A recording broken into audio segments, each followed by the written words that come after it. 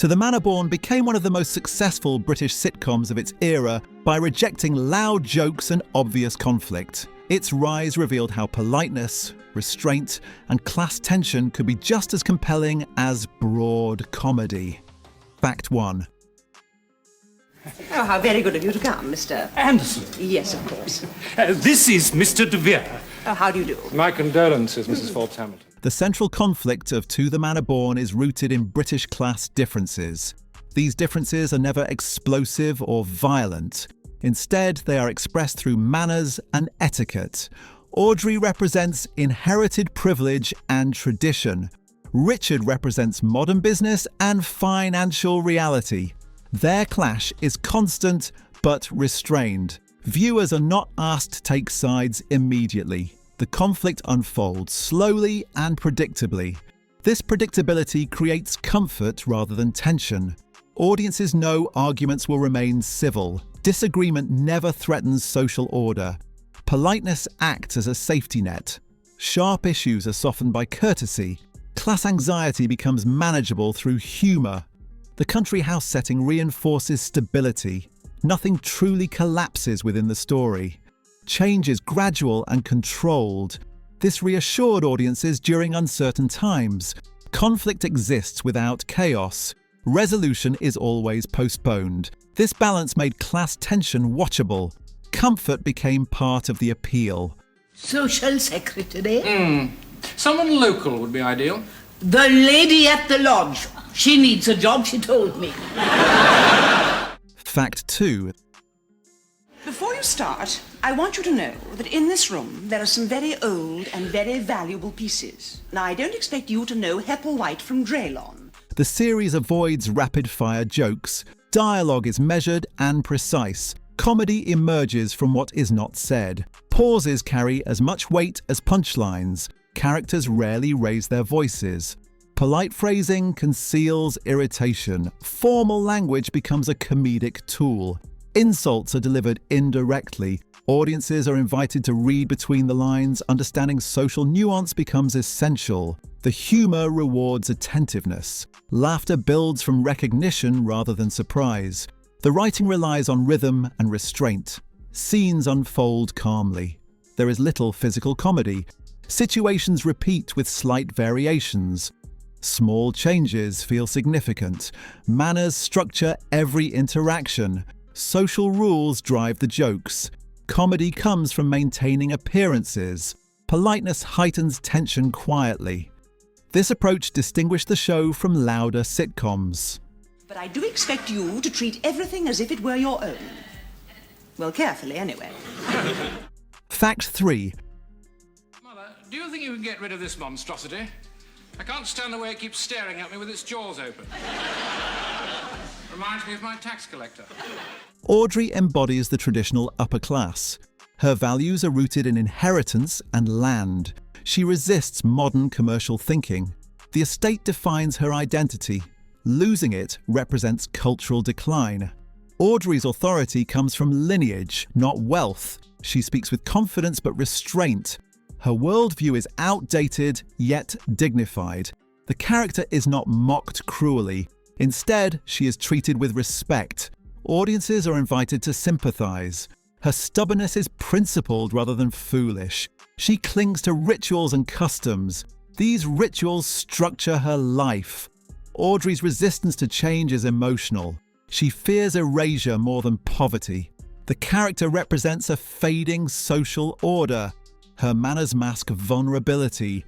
Pride prevents open confession. She rarely adapts willingly. This tension sustains the series. Audrey becomes symbolic rather than purely comic. I object to having my favourite stories read out in civil service jargon. Traditions are important, Mr. Vere. You mean you'd prefer your services in Latin? Fact 4. Oh, I'll think of a way. Well, if you succeed, the rector will be pleased. Why the rector? We've never had a miracle in the parish. Richard represents modern economic Britain. His wealth comes from business, not inheritance. He lacks traditional aristocratic credentials. This makes him an outsider at the manor. His manners are polite but practical. Richard values efficiency over ceremony. He respects Audrey's status but challenges it quietly. His confidence is grounded in financial success. He does not seek social approval aggressively. Instead, he waits for acceptance. Richard often appears reasonable and calm. This frustrates Audrey subtly. He embodies changing class dynamics. Business replaces birth as authority. His presence modernizes the estate, yet he never fully belongs. Richard's discomfort is understated. He navigates tradition carefully. His restraint prevents open conflict. The tension remains unresolved deliberately. Richard symbolizes social transition. His character reflects contemporary Britain. The clash stays polite but persistent. Fact 5. Wave your magic wand, fairy godmother. Abracadabra. The romantic storyline progresses very slowly. Episodes avoid dramatic declarations. Emotional shifts are incremental. Glances matter more than confessions. Politeness suppresses desire. Characters rarely acknowledge feelings openly. Romantic tension is sustained through restraint. Progress is repeatedly delayed. Misunderstandings remain unresolved. Audiences anticipate movement that never fully arrives. This creates long-term engagement. Frustration becomes part of enjoyment. The romance mirrors class hesitation. Emotional risk is avoided like social impropriety. The relationship exists in suggestion. Every small gesture feels significant. Silence often replaces dialogue. The lack of resolution maintains balance. Neither character loses authority. Romance threatens established roles. Delay preserves social structure. Viewers return expecting subtle change. The stalled romance defines the series' rhythm. Fact 6. What is this? Well, I think it used to be a sock. Where did you find it?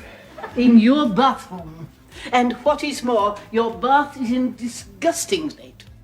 The comedy in To the Manor Born rarely relies on obvious punchlines. Jokes are embedded within polite conversation.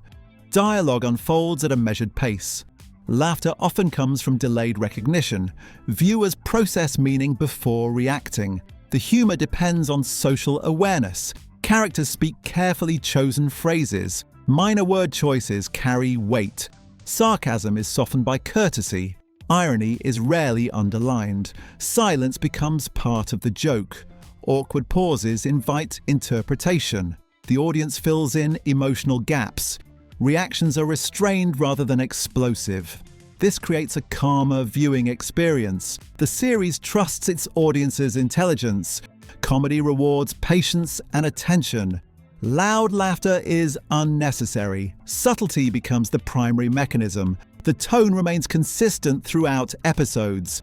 This style distinguished the show from its contemporaries. Quiet humor proved surprisingly effective. Fact 7.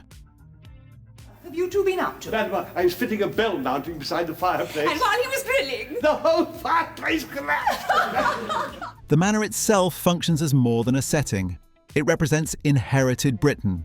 Ownership symbolizes authority and continuity. Losing the house implies social displacement. The estate reflects national identity concerns. Its upkeep becomes a moral issue. Tradition clashes with economic reality. The house resists modernization. Business threatens heritage symbolically. Audrey's attachment is emotional and ideological. Richard's ownership introduces pragmatism. Control of the house equals cultural power. Rooms define social boundaries. Public and private spaces matter deeply. Visitors disrupt established order. Maintenance costs reflect economic pressure. The house embodies social anxiety. Its survival mirrors class compromise. Nothing is demolished outright. Change happens slowly and reluctantly. The manor absorbs conflict quietly. Politics are expressed through property. Architecture becomes narrative language. Fact 8. I was hoping we'd go to the Harbour Arms. I can't afford the Harbour Arms. Besides, we should set a good example. To whom? The series aired during economic uncertainty. Britain faced inflation and unemployment. Industrial decline affected national confidence. Viewers sought reassurance. The manor offered stability. Problems were contained within etiquette. Money issues were discussed politely. Anxiety was softened through humour. The setting felt insulated from chaos. Conflict never escalated into crisis. Resolution was always implied. The show avoided depicting hardship directly. Comfort replaced confrontation. Class tensions were familiar and safe. Viewers recognized social change without alarm. The pace discouraged panic. Calm dialogue countered external stress. Escapism came through control. Politeness acted as emotional protection. The world felt manageable on screen. This tone suited the period. Stability became entertainment. The sitcom offered reassurance without denial.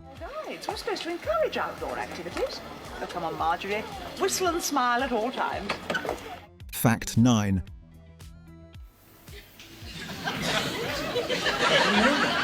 In the guides, we do a left handshake.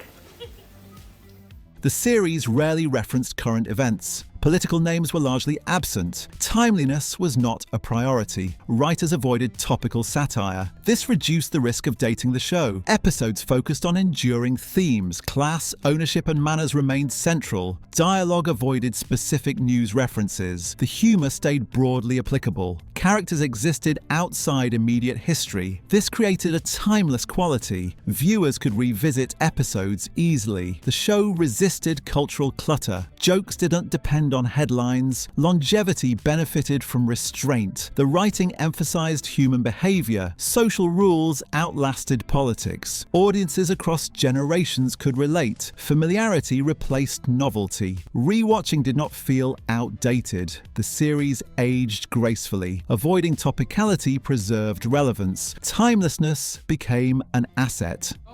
Durability, resistance to weather, colour, size and availability. Of pigs? Fact 10. But it's not so much a personal present, more of a gift to the community. When are you going to give it to her? Well, it's being delivered Saturday lunchtime. Politeness functions as a weapon in the series. Characters rarely confront directly. Disapproval is expressed indirectly. Compliments carry hidden meanings. Formal language masks irritation. Smiles conceal resistance. Social rules limit open hostility. Characters exploit those limits carefully. Courtesy becomes strategic. Audiences decode subtext constantly. Meaning exists beneath phrasing. Conflict is expressed through tone. Small corrections carry judgment. Invitations imply obligation. Refusals are framed politely. Aggression remains socially acceptable. Power shifts subtly through etiquette. No one breaks the rules outright. This maintains social order. Tension accumulates quietly. The audience anticipates escalation that never comes. Politeness sustains the series' balance. Passive aggression replaces open conflict. All the problems in the world today are caused solely by oil. Take Persia. Iran. Iran. Fact 11. If anything takes your fancy, just ring the organizer. Who's that? Mrs. Proctor. The number's there. Oh, yes, thank you.